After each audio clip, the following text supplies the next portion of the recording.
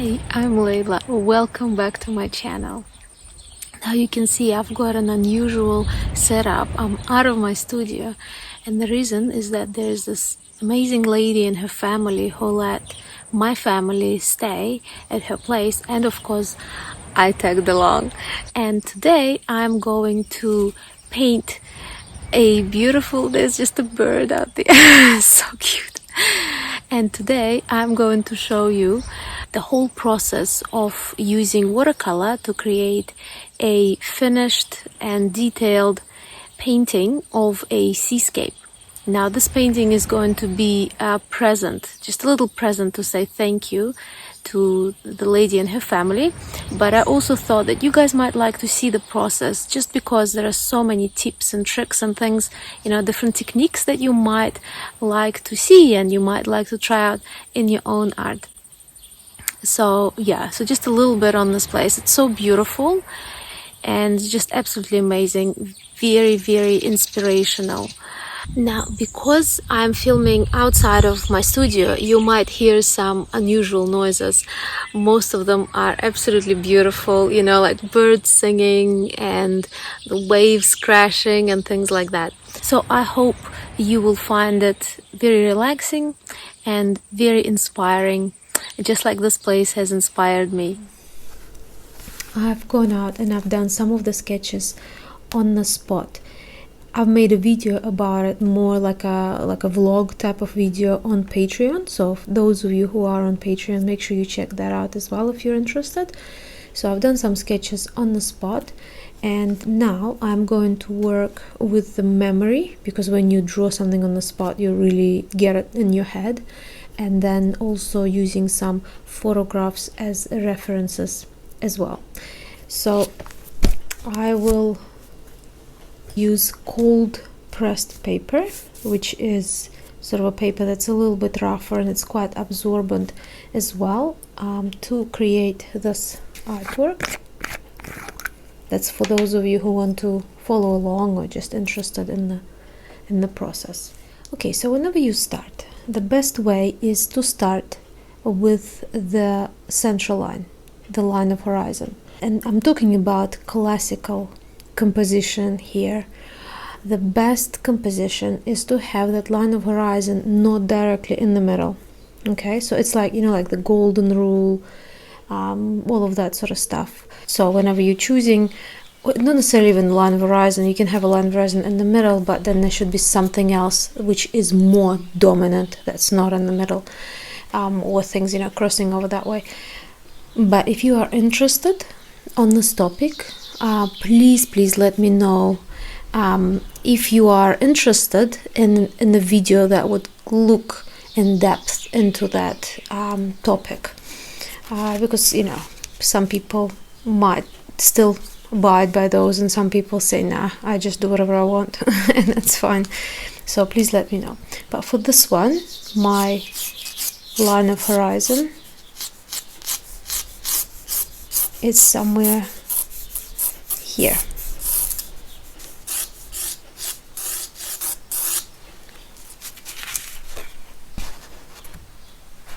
Yeah, that's about it. Okay, so next I'm going to mark through some of the other important things, so some of the other major lines which I can use to build the rest of my composition. The line where the water meets the sand, so I'm going to mark that through. So you see now, relying on these two lines, I can place smaller elements within that composition. Okay, so now I'm going to look at the at the line of the mountains or the hills, and I need to separate that and lock that into place. And because with this composition I am not just using that for inspiration, I'm actually doing that specific spot, so I need to make sure all the things are in the right place. I need to divide it, and so if I divide it in two and then just move a little bit off to the left, I get that thing that stands out the most. It's sort of like the side of the hill. It actually looks like a rock, but I think it's the side of the, even a little bit more that way. about this. So now I'm going to use that as a marker to build my composition upon. So now I'm going and already introducing the mountains. Maybe they're a bit smaller there. That one there. And then I can see there is a standalone, really large tree that stands out, protrudes from everything else. So I'll mark that in there as well, and that's also going to be my point of reference. So now if I look directly down underneath it, I can see that little area there, which I can mark and sort of leave it alone there. So that hill is just a bit higher, that green part there. And then from that green area there, I've got another very foresty, very dark, cool green mountain protruding behind, from behind this one. So I will mark that through as well, and then it has the indentation and there. And so that's quite a cool green sort of a thing. I get another one, and here, because there are so many branches and things, I can't see very clearly, but I can still sort of just mark that up, and most of it is covered by the trees anyway. Okay, so now this plane is pretty much done, well, in terms of marking it on, and I'm going to start separating some other areas, you know, that are more movable, but they're still there and quite strongly visible. So for example, things like the trees. Now this tree here takes off the ground around this area, and they also have that sort of a mulch or something like that underneath there. So I'm just going to mark that area through as well. And then there's this tree, and it takes off, and it's kind of a cut by the picture plane, so it's quite a wide tree, so you don't really see what the other side of it looks like. But I'm going to mark first the main branches, and then the other branches that are coming off. And as I said, remember, this is a specific scene, and I want it to be recognizable, at least to the people that know it. So I have to follow these little bits and pieces quite carefully. So this is all tree. So what I'm going to do, because there's so much tree, I'm actually going to mark areas of the sky, because when I'm painting, I will be able to keep in mind that these are the areas that will be showing through, so that I prep them accordingly. And now this second tree, it's starting to grow from around here somewhere. So that's the side, and then this one kind of follows within its line. Goes up straight.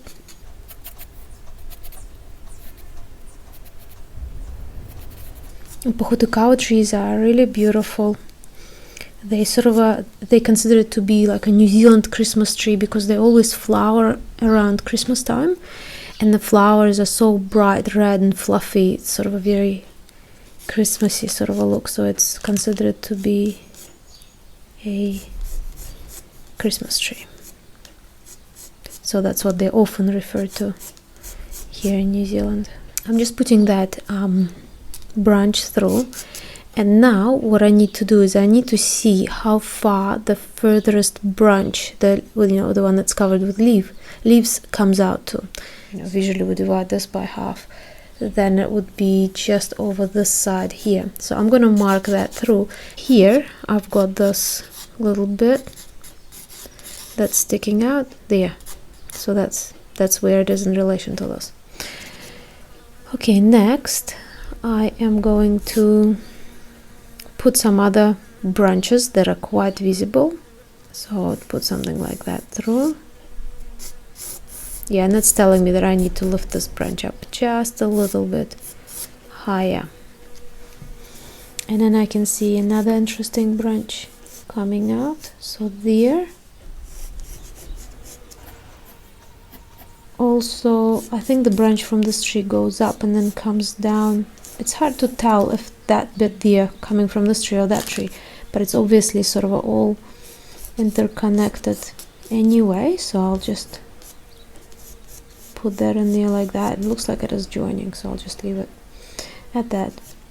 They do tend to have really beautiful sort of branches, and they're never really just straight, you know, they're like snakes kind of. Okay, so here I've got another branch showing off through there, and here I've marked this branch, so then we've got some leafage coming through, some more cool branches coming down, more stuff here.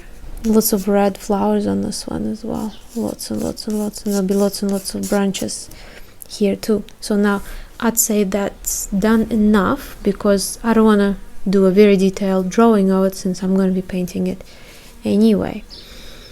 Next, I'm gonna give a little bit more of the, you know, just getting into more detail around sort of this area and this area here, because there are houses there. They are in the distance, they're not very detailed, but we still need to put them in. And then some other things, you know, like there's a bench there, grass and things like that. So here I've got this grassy bed that's going up, it's covering that line of horizon there, and this is where the actual water without the foam, you know, the darken, and there's the foam there. And here is this area of the sand, and here is the area of the grass. So there's more of those branches, and there's some wild looking bushes. It was quite a windy day as well, so there's quite a bit of movement in these things.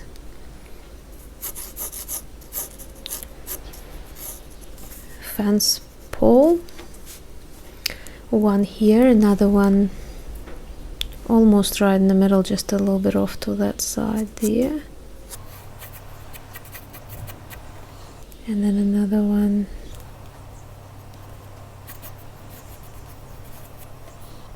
and another one there. And this is the 1 point perspective thing that's going on. I mean, I understand they not all might be identical, some of them might be planted further into the ground, you know, than others, but if you're interested, please watch my 1 point perspective video where I explain how you can build things if you know, if you're working with buildings and things, you know, with parallel lines and things like that, because that video goes really in depth about explaining all the principles, and that's why they start to appear closer and closer to each other. Somewhere there. So now I'm already working on the bench, so it sort of starts off about there somewhere.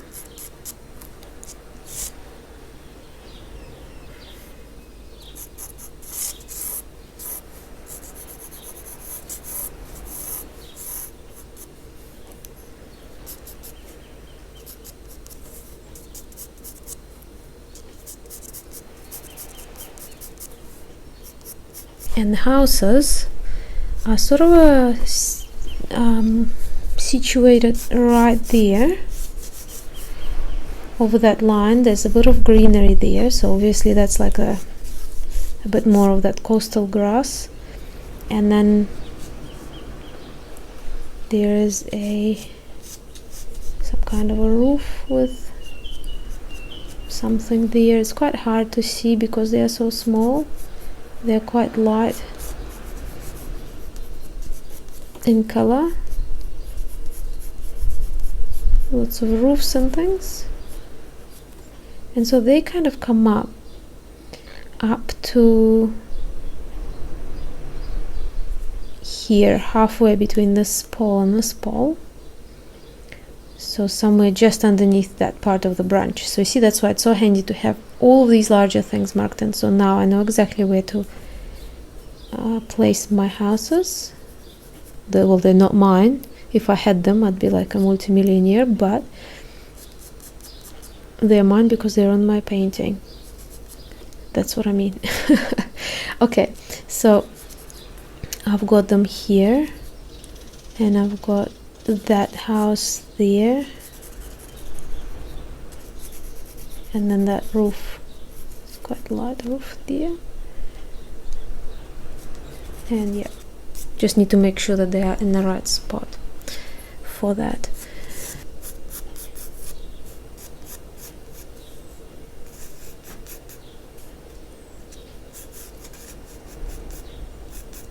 Here and here. So now that I've got this tree on there, I can maneuver this line into place as well. So I've got this, and I've got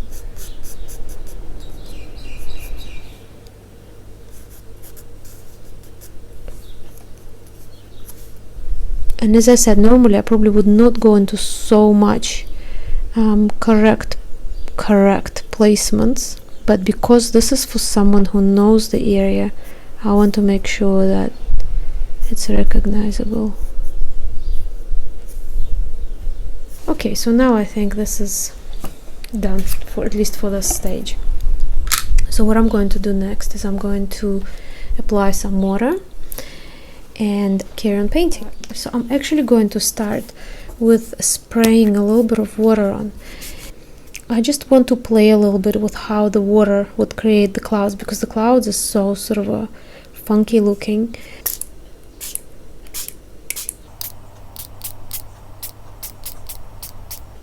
Can you see what's happening with the paper? It's absorbing the water.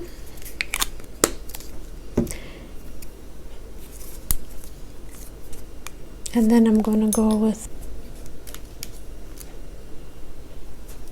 my watercolor paint.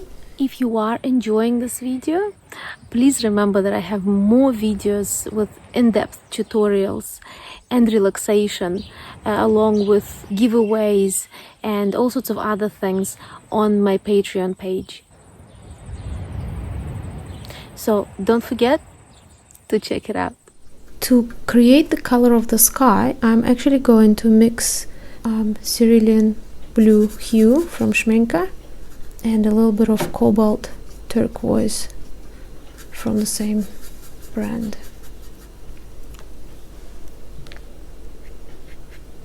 And you see, spraying the water on sort of helps to create that sort of a surface. You see what it's doing on the paper?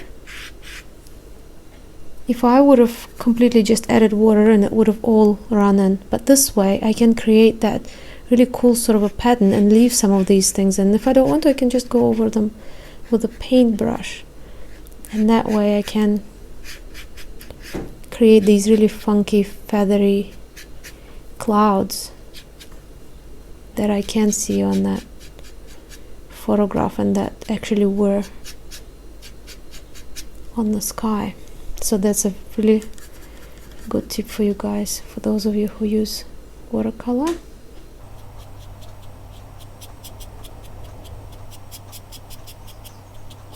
And if there's a more of a solid line, you can always just, you know, go in with a more of the solid paint application like that. But in areas, you know, where it's really sort of the cloud is dissipating into the sky, then you can just leave some of that.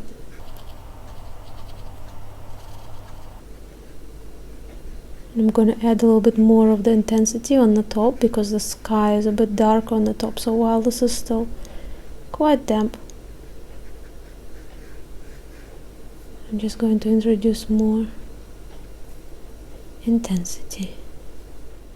And because this part here, this tree here, is quite transparent, I am going to go over, you know, where it's supposed to be behind it, with a bit of blue here and there, as well as these little areas too. And it's fine, you can go over the branches. This is such a light color that you'll be able to paint over it no matter what, since these branches are pretty much all in shadow and they're almost black. You know, you can go over it with a strong shade. So now I'm going to use a bit more water where I'm applying this paint on the bottom, closer to the line of horizon, because the sky becomes a little bit lighter. There's still a bit of blue present, but it's not as intense as in the top there. This is the fun thing about painting the sky, because you can play so much with paint to create really cool effects, to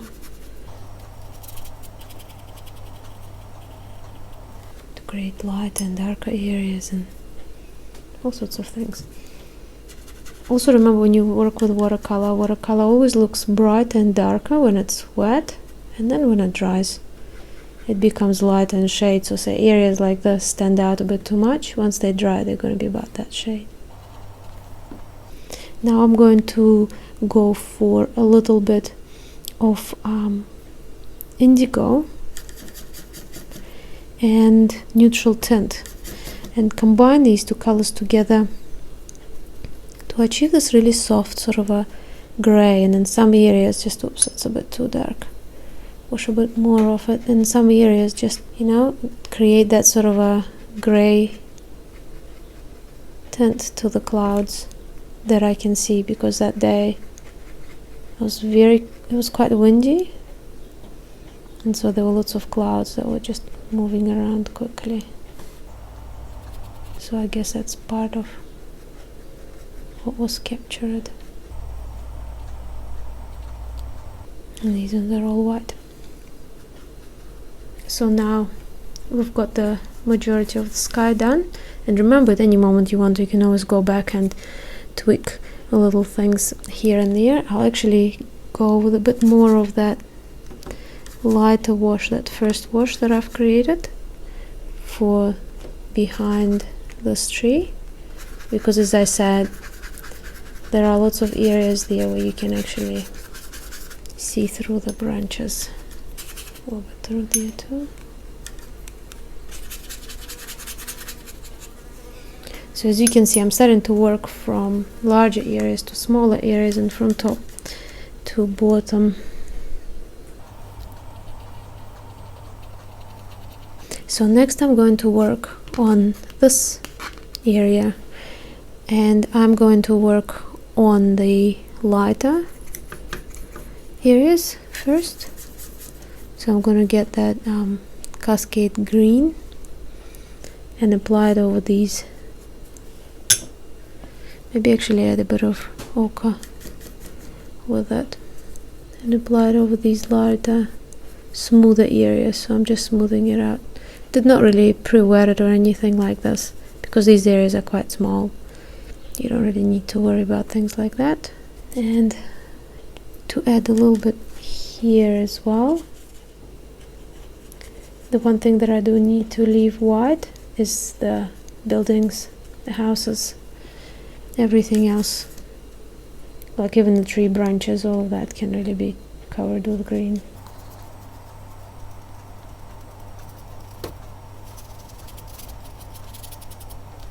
These colors are not very dark, and you don't want to start working with the darker color. You always want to make sure that you're using the lightest shade, because you can always go darker with watercolor, but you can't really remove it back. So now I'm gonna start adding, while this is still damp, I'm going to start adding some of the warmer areas, like there are some trees around that side, and you see, while this is still damp, it disappears into this background color. Okay, now I'm going to do the same thing with the darker color, and for that I'm actually going to use a little bit of indigo blue and mix a bit of ochre and mix a little bit of hooker's green to create that sort of a dark but still reasonably rich color. And again, while this is all still damp, it will kind of do its own thing, which is really favorable for the process.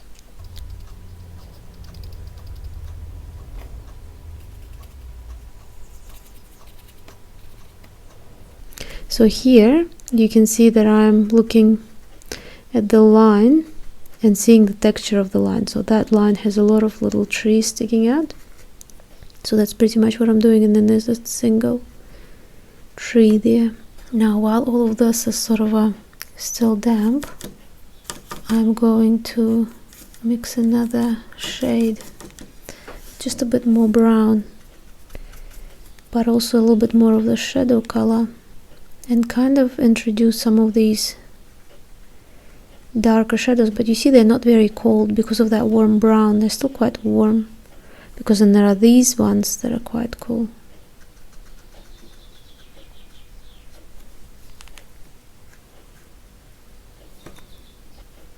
Especially on the bottom there, I think these are just the shadows.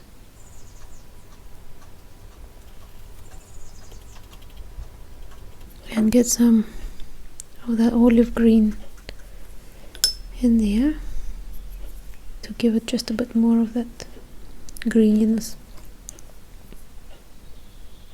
Now I'm going to work on this. This is quite dark here. Actually, I think I'd rather go for the Prussian blue and a bit of ochre to mix a very cool green, green that almost looks blue. Actually, first I'll do a softer wash, and that would also dampen it a little bit. And then once that is done, I will be able to go in with I'll just need to wait for this to get a bit drier. But I'll just work on the line of horizon at the moment. And you can see how, I think this is like pine, sort of a forest hills, so you can kind of really see them. And a bit of that color follows through there as well. Now I'll just wait for this to not completely dry, but just get a little bit sort of a drier. Otherwise everything I will add is going to run, and I don't really want that. I want still some of these things to be somewhat separate and somewhat visible. Also, sometimes adding extra paint when the paint that you have there is drying can be quite good, because it can create those blooms. And of course, if you don't want those blooms there, don't do this. But in situations like this, blooms can really create beautiful texture that can be quite well received with this sort of a subject matter. I'm going to apply one layer over the areas that are like you know, these sort of sandy bits.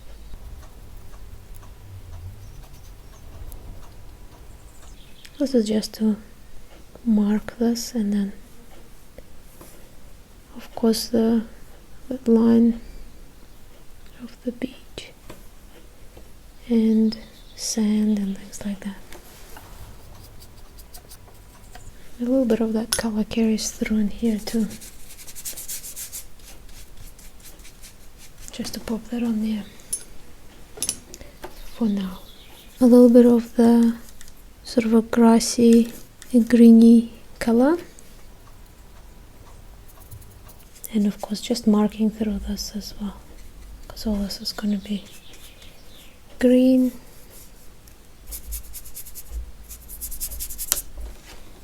Okay, so now I'm going to start looking at this in a bit more detail. Well, this is dry, so I can probably go over that as well. So for this now, I'm going to still use a bit of Prussian blue. I'm actually going to go for Prussian green. So that area is all dark, and then here again we can see some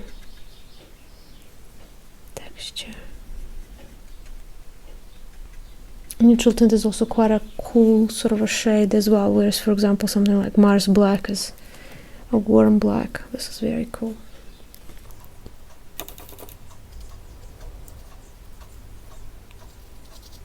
So doing very similar thing here as I did there, just the shades a bit more different.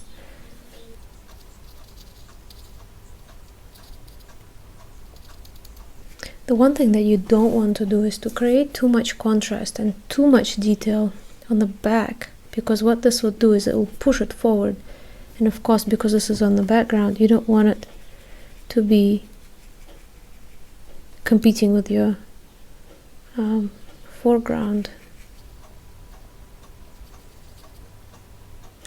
So now here I've got Van Dyke brown and ochre, and I'm just going to add a little bit more richness to some of these colors here.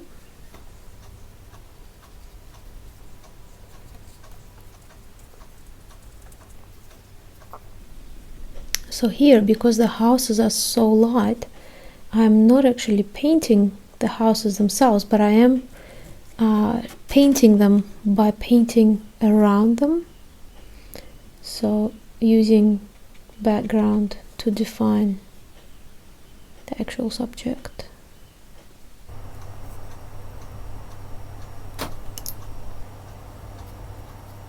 Okay, so now I'm going to move down a little bit and start working on the water. Now the sky, you can see how bright the sky is. The water is a little bit more greeny, and I'm gonna go with a really watery paint because then I'll be able to add other shades later on.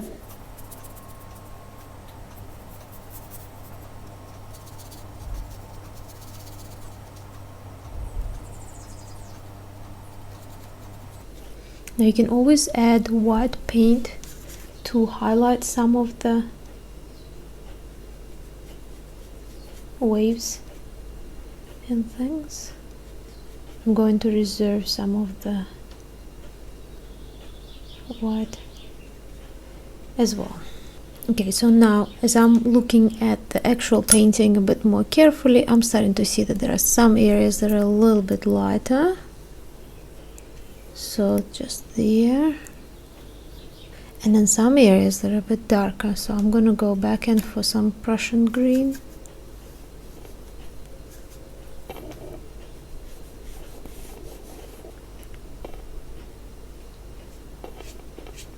And there's just a little bit more green.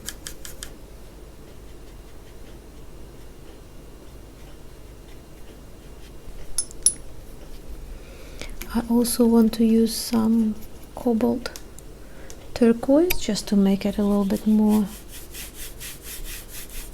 summery.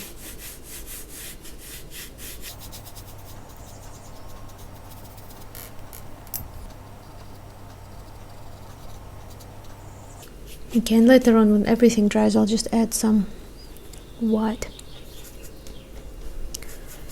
gouache. I can't yet go into this because this is all still wet, so I need to make sure this is dry before I go into here. Actually, I'm going to just remove that dark line because it might get in the way of me doing the grass. Just like that. So looking sort of around this here, we've got really warm grass. It's obviously been quite sunny, so I'm going to add some gold green into there and some cascade green from Daniel Smith. Okay, so now using a really light wash, so there's quite a bit of water in there.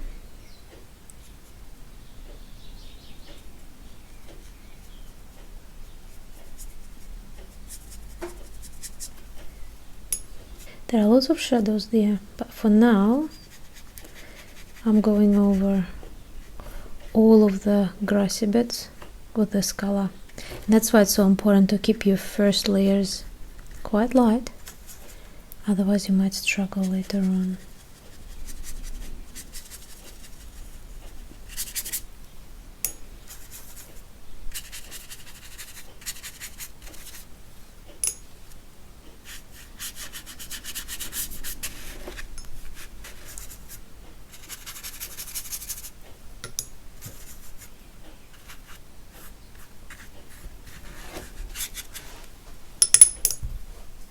Okay, now I'm gonna go and add more definition to some of the areas.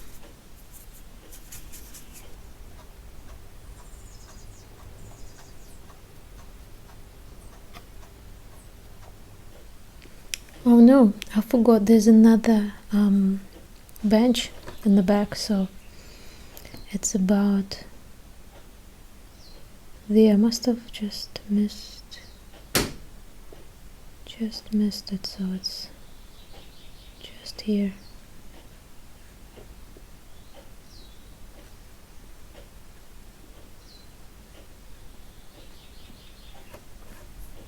It's okay, it's all in the shadow, so it's not very visible. That's probably why I missed it.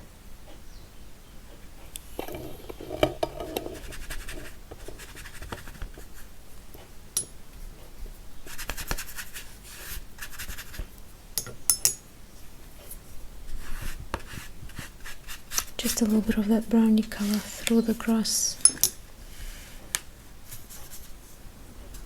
and through the bushes here. I'm going for hooker's green, again very transparent, and I'm going to start applying more, just another wash over it.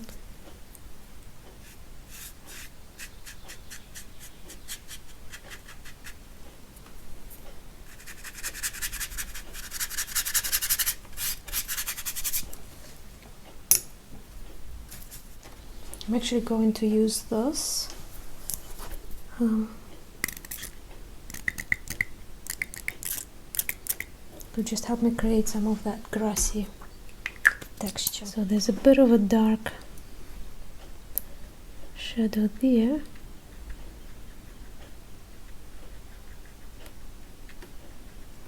So I see quite a bit of that saturation of color. Swab a little bit through there, and later on we'll be able to add more if we need to.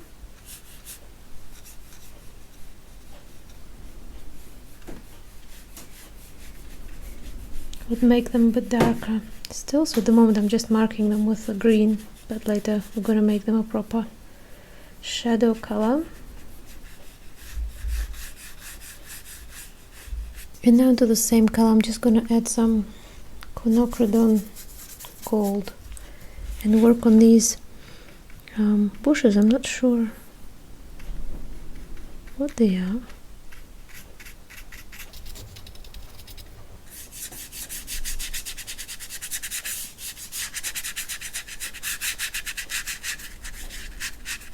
So I'm just layering the color on, so you know how with the watercolor when it dries it becomes lighter, so it gives you a chance to layer things on.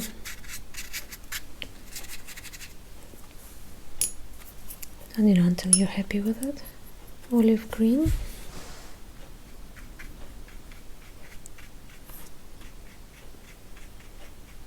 I'm gonna mix a bit of yellow light and yellow Hansa yellow deep with a bit of hooker's green, and go in for that really sort of a bright lighter colored grass.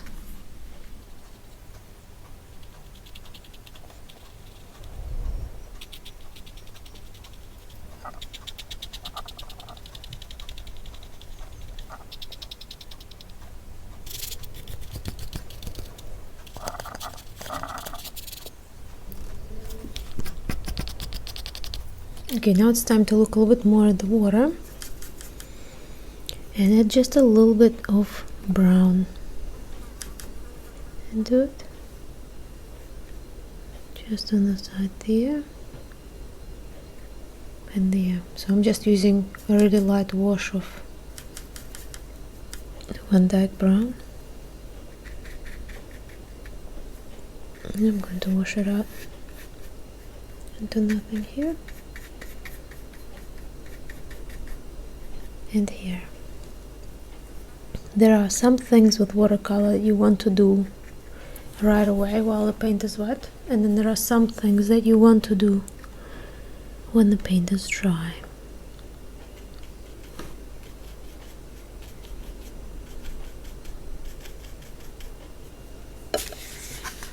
Okay, next I'm just gonna go quickly over these areas, since I'm working around here, and then I'll move on to the trees.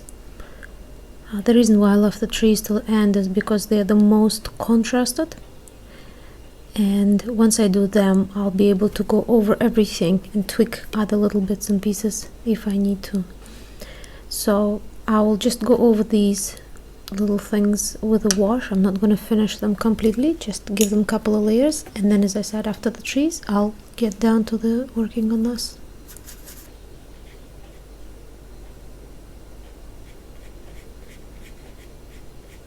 It's one bench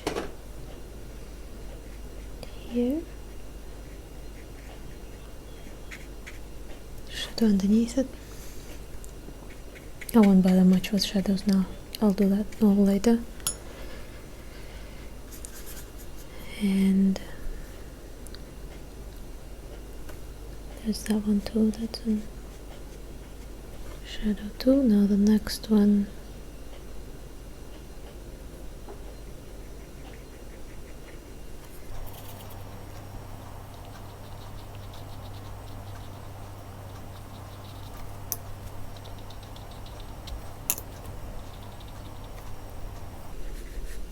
It's so funny, the color of the wood when it's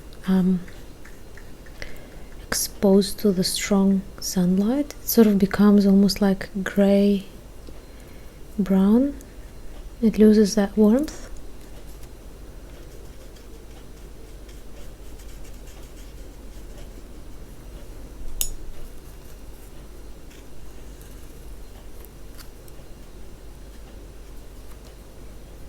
So this one is the closest, so it's the most pronounced, and these ones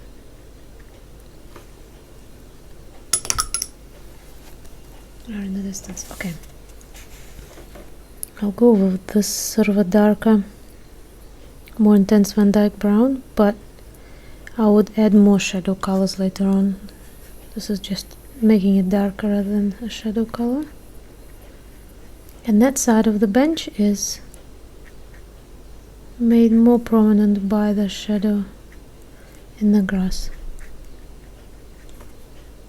That's why sometimes with some things you need to wait until you finish them.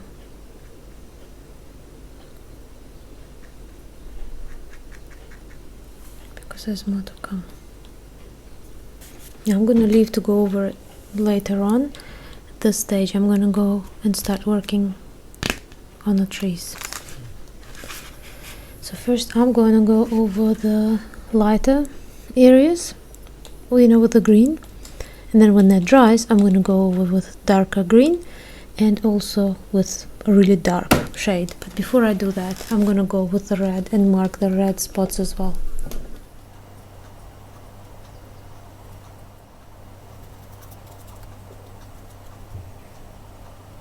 So now I'm going to go with the green first. Lighter green, not necessarily brighter, but I'm not using a very dense and intense color. I'm just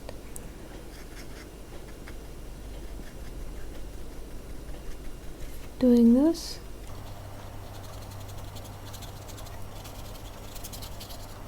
Remember, when it dries it's going to be lighter, so these will be my highlights and bright light colored leaves.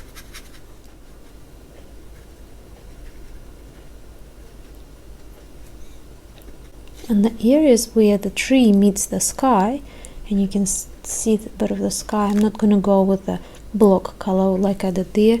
I'm going to go straight in with the little sort of dabs and dashes to create that effect of, the tree leafage that you can look through.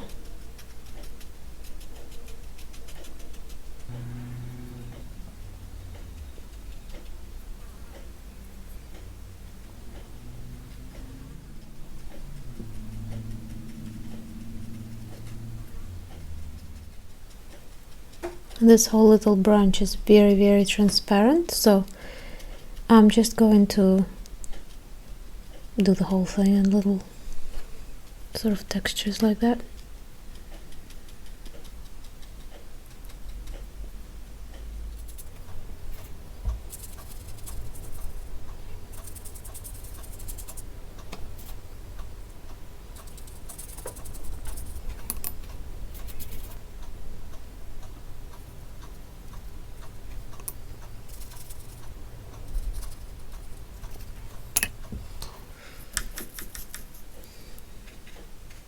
Now I'm gonna get just a little bit of ochre here and there as well.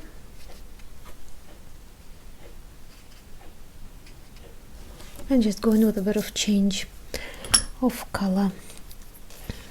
So next thing is to start working on the tree trunk. Again, tree trunks and branches. Again, they're quite sort of a cool in shade, and most of it is in the shadow, so I'm just gonna go really lightly over most of the trees, but I will of course create the shadow, which will be more intense and much richer in shade than these washes that I'm applying now. So here, here,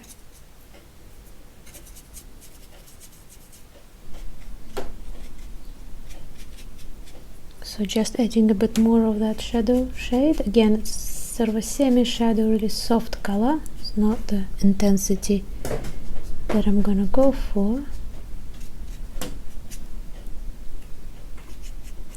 but this is just a little something for reference. I'm also gonna go with this sort of a mulchy stuff, and for that I'm gonna go for burnt umber and a little bit of burnt orange, and just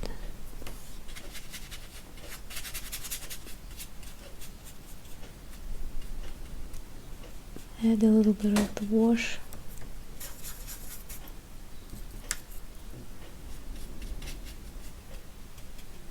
And to add to that texture, I'm actually going to use some salt. So this is the usual regular table salt. If you would like to know more about textures and things you can create, I do have a video, a separate video on that, where I go in depth on different things that you can achieve with using different items. Okay, so now I'm going to go again back into the green, and I'm just gonna be placing these contrasty little bits and pieces like that.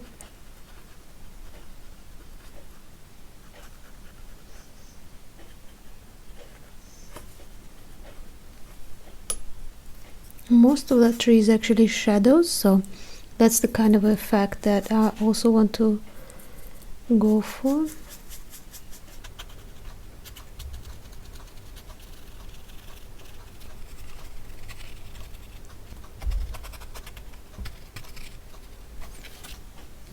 Okay, so here I'm gonna go down and add some of the shadows on the branches, just to see how that contrast is working out with the contrast up here, because I have a feeling I might need to deepen some of these areas too.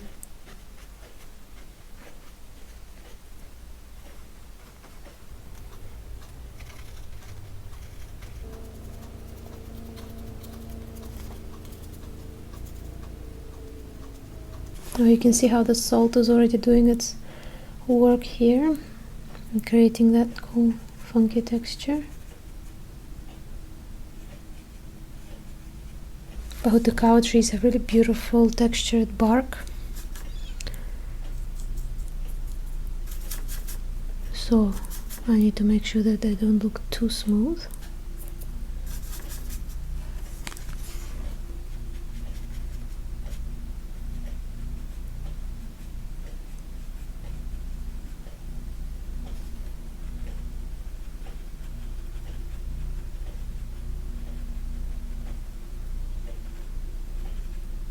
And of course the depth of some of the shadows that are being cast by the leaves are quite intense. I would probably have to go over it again with another layer just to get that intensity, that richness going. So there's a bit of a falling shadow from the tree itself onto the grass.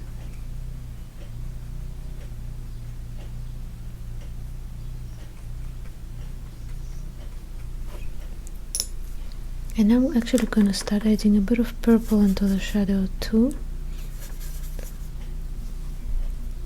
especially some down here.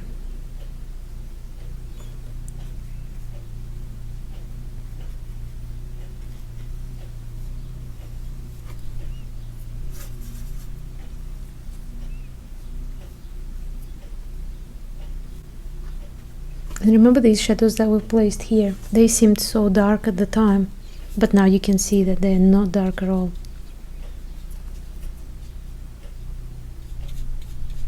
And that's why when you work, you always work in layers, and you make sure that you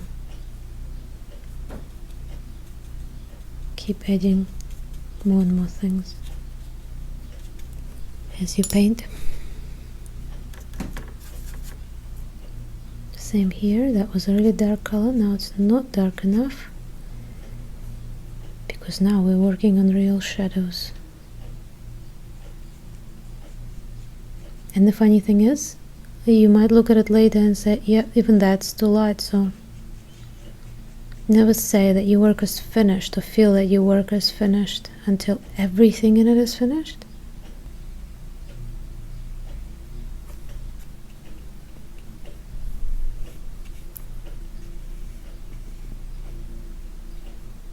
More shadows here and there. And there's that other bench there that's almost kind of lost in the shadows now. You wouldn't even say it's visible.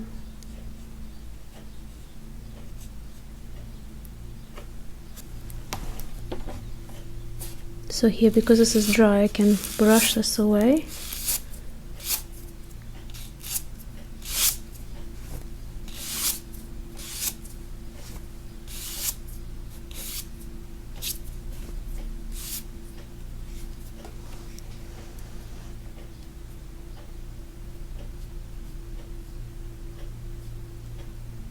And even within shadows, always pay attention. Some areas are darker than others. It's quite important to pay attention to things like that.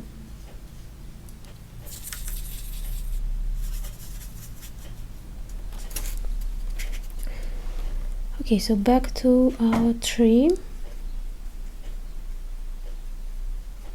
This branch is a bit thicker, and there's some smaller branches that are visible. And these shadows underneath are the darkest ones, because most of the light would be caught by the leaves on the top.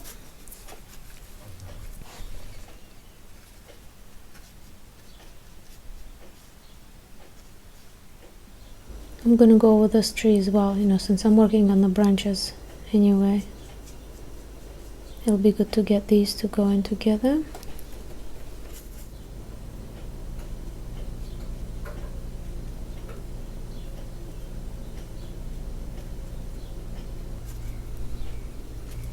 Okay, I'll leave that till the end. I'll show you another trick.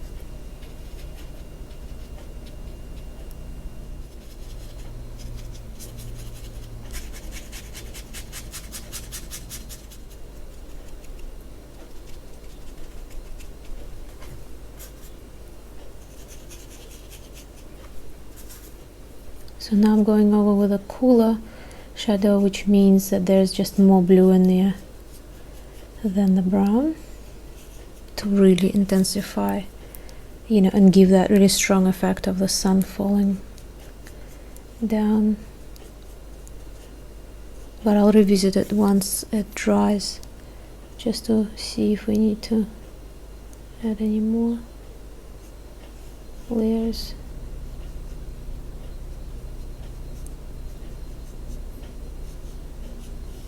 Okay, now I'm gonna add lots of little branches as well, because that's what watercolors are like. There are plenty of little branches that are showing through.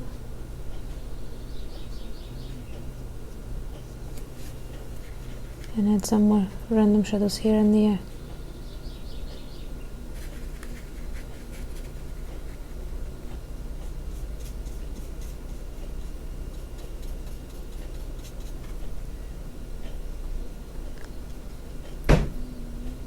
These are highly contrasted shadows, and every time I'm going darker and darker, I'm covering a smaller area of the tree.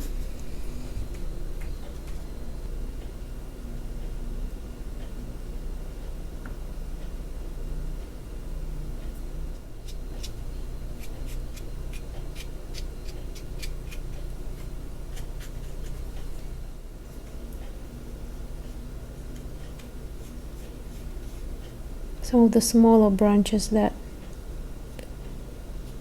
I did not even bother to draw through, but now is the time to add them all in.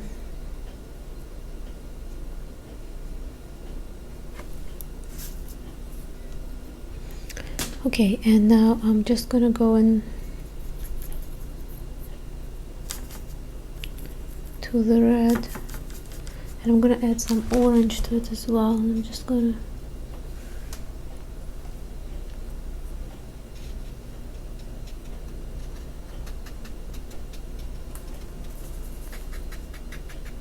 add a little bit more of that redness, just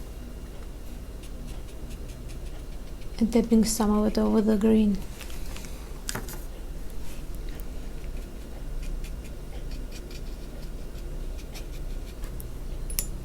And now I can add more of them.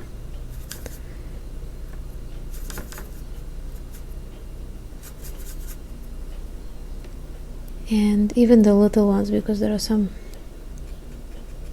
little ones here and there.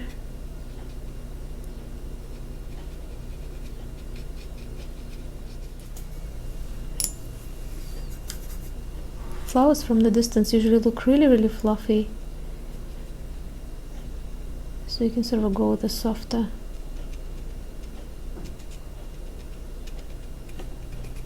effect. And there aren't any here, but I'll just add a few, because you know, different times you might have more flowers or less flowers. It's the kind of a thing that will just depend on which day you took the photo in.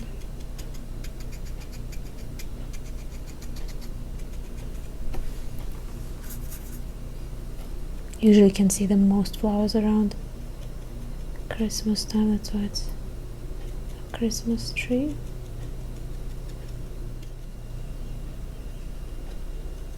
So this bright red is just some scarlet red.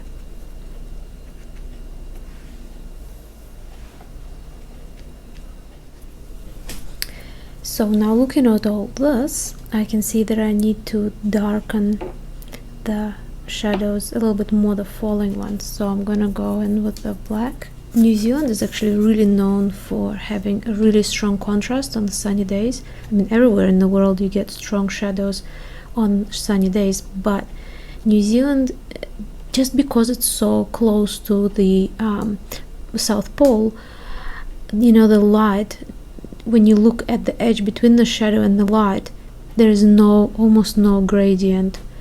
It's just so dark next to the pretty much almost white. And that has been noticed even by, you know, the colonizers when they first came to New Zealand, and the, you know, artists and stuff like this from Europe. They've noticed just how incredibly and unusually strong the light and the shadow are, you know, the contrast between them.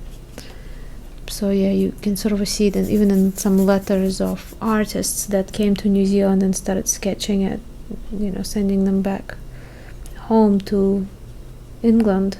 It's quite incredible.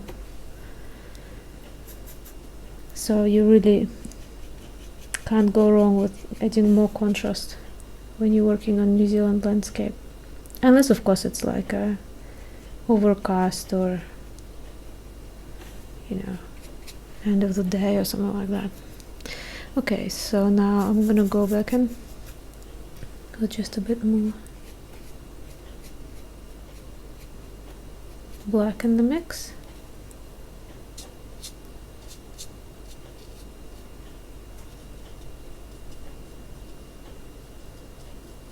Just going the really, really dark here, here, and here. And now adding more shadows on the bench as well.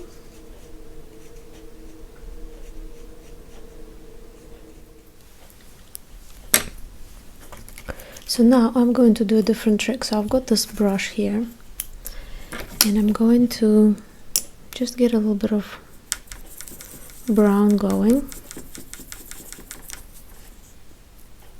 Apply some of the paint onto the brush.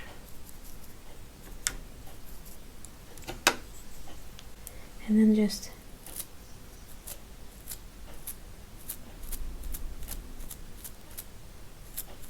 apply some of that fine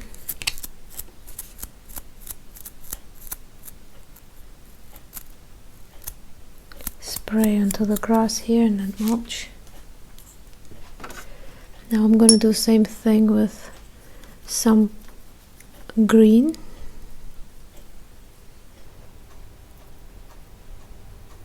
And the cheaper the brush, the better it works.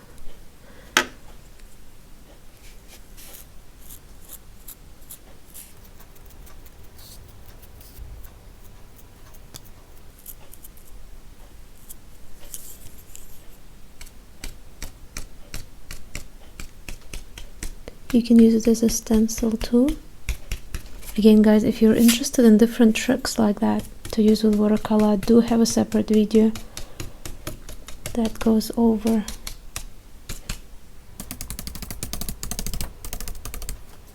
all of these techniques, and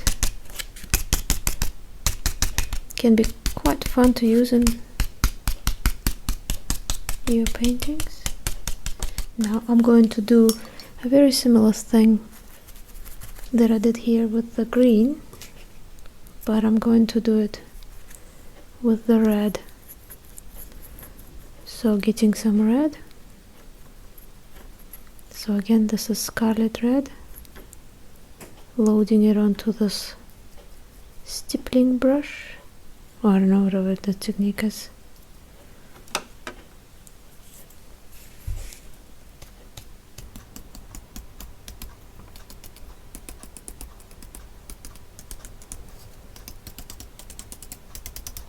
The flowers are quite sort of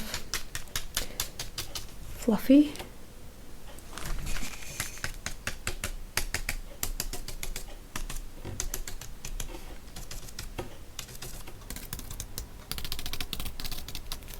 It sort of creates more movement in the artwork, and you get more of that feeling of, you know, fresh air.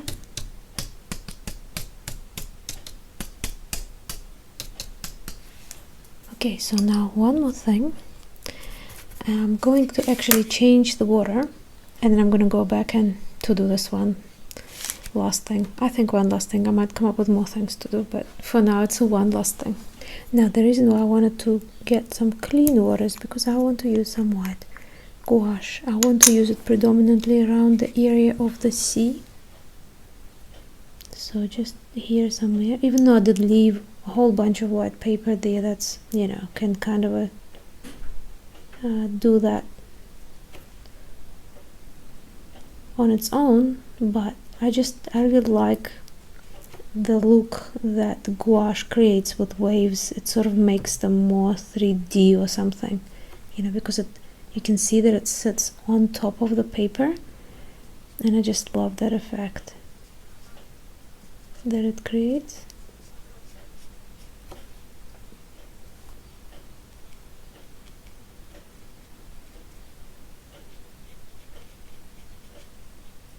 Do you see what I mean? Just tiny little bits, but they do make a lot of difference. Oh yes, of course. You see how I said one last little thing? There's another one last little thing that I forgot to do, and that's those ropes. So for that I'm just gonna use a bit of Van Dyke brown. It's quite a wide.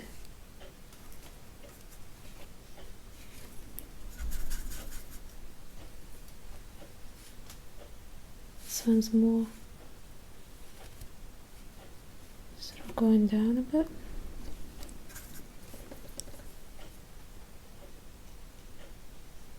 See, when you have a good brush, and this is a Skoda. I'll try and find the link for it, and if I can I'll put it in the description under the video. When you have a good brush, you can use one brush for pretty much painting the whole thing. That's what I've done here. So you've got a really good tip where you can use it for very small detailed things, and you've got this brush that holds quite a bit of water. You have really good control over it if you need to, so it's really versatile. So like if you want to take only one brush, say as a travel brush, something like this is a size 8. Of course, if you're working on smaller things like maybe A4 size, then you could even go for number 5 of these.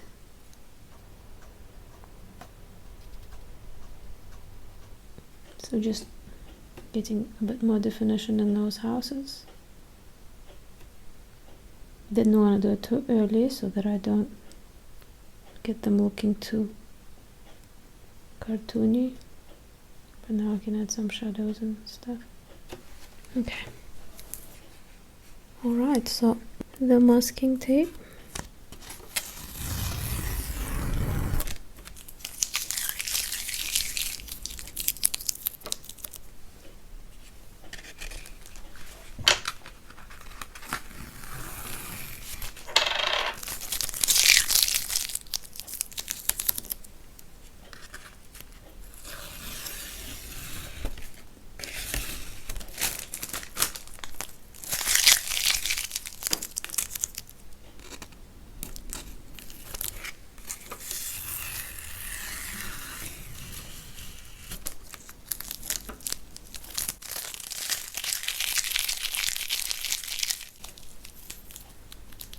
So there we go, I'll just sign it.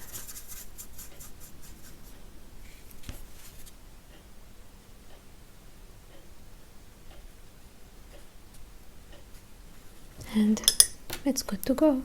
So guys, what do you think? I hope you like this video. Let me know in the comments. And I would also like to say a big thank you to all of my wonderful patrons, because these videos would not be because I will not be able to make these videos without their help. They're such a big support to me and this channel.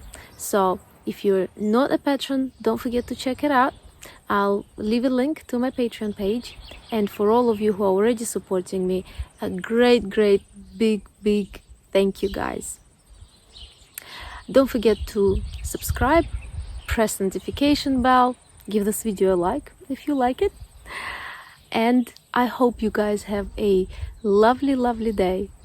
And as always, thank you for painting with me.